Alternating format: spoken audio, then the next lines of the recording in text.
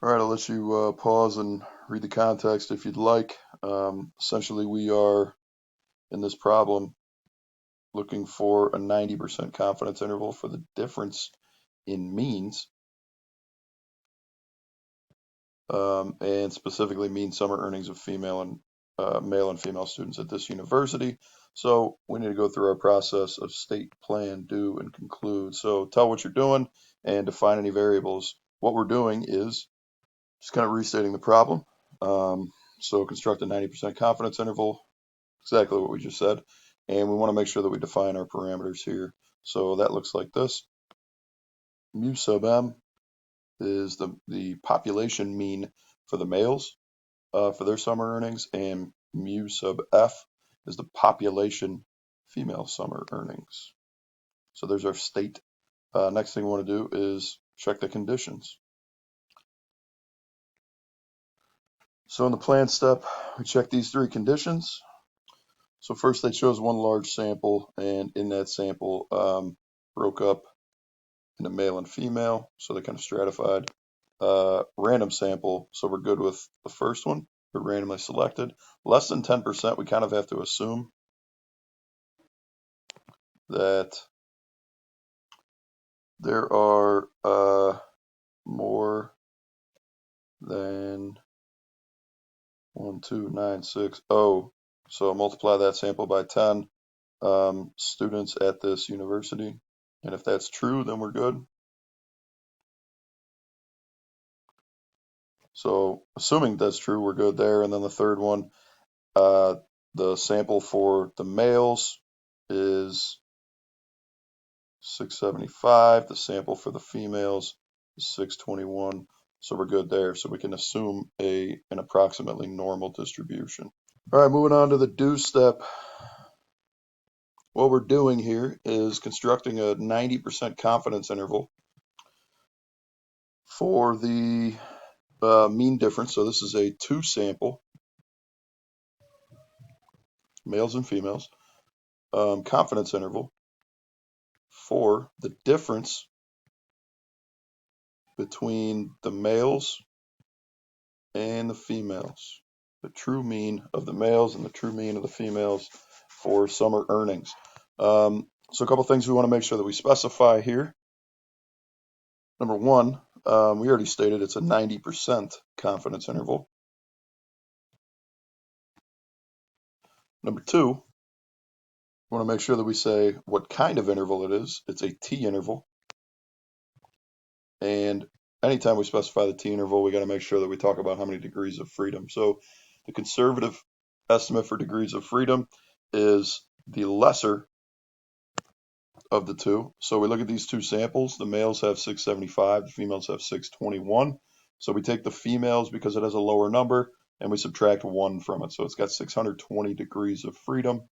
And lastly, we need to know what our critical T value is in order to put this confidence interval together. So remember our confidence interval, just kind of over here up to the side, our confidence interval is going to be made up of the X bar for the males minus the X bar for the females. That's going to be our center. We're going to add and subtract whatever our critical value is multiplied by the standard error of that sampling distribution of the differences. So that's what it looks like. This is the thing we're going to specify now. And in order to do that, we need to know the confidence level, so 90%, and that translates to our alpha level, or gives us our alpha level, and also the degrees of freedom. So let's go ahead over to the calculator and figure out what this critical T value is going to be. So using our calculator, figuring out the critical T value, we just go to menu, statistics, distribution. We want to specify the T distribution, and we want an inverse T because we're going to plug in an area and it's going to spit out a critical T value for us. So the area that we want is 0.05 because we got 5% in either tail. And then degrees of freedom was 621 minus 1. So we got 620 total. So we go ahead and hit OK. And notice the T value, the critical T value that it spits out is really close to Z value, a critical Z value that we would get because we have so many degrees of freedom.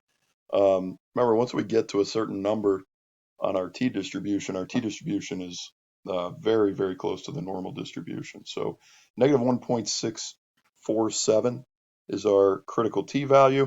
So we go back to here, make sure we specify that critical t value of negative 1.647. And then last, just we need to find this confidence interval. So let's go ahead over to our calculator. We're going to go to menu, statistics, confidence intervals. This is a 2-sample t interval, and we're going to enter stats in order to find it. So I'll go ahead and enter this information in. So there's our info just straight from the problem up front. So let's go ahead and, we're going to specify down here too. So confidence level, we wanted a 0.9 or 90% confidence level, and we do not pool in this particular case. We only pool with proportions, with 2-prop tests for proportions. So here's our output.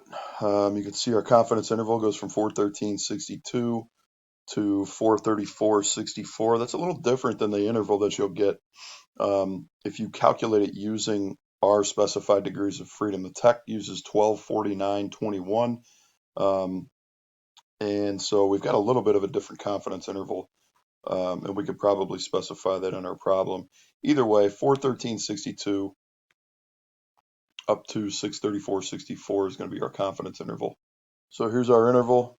And again, we probably want to go back and specify, instead of 620, we use the tech, and that was 1249.21 degrees of freedom that the calculator uses. So we've got our interval, we specified our degrees of freedom, and we've got our critical value here. So we can go ahead and make our conclusion based on the confidence interval that we found. So our conclusion, again, in context, we want to talk about what that confidence interval is, and that looks like this. We're 90% confident that the true mean difference in male and female earnings in summer for this university is between $413.62 and $634.64. And we are done.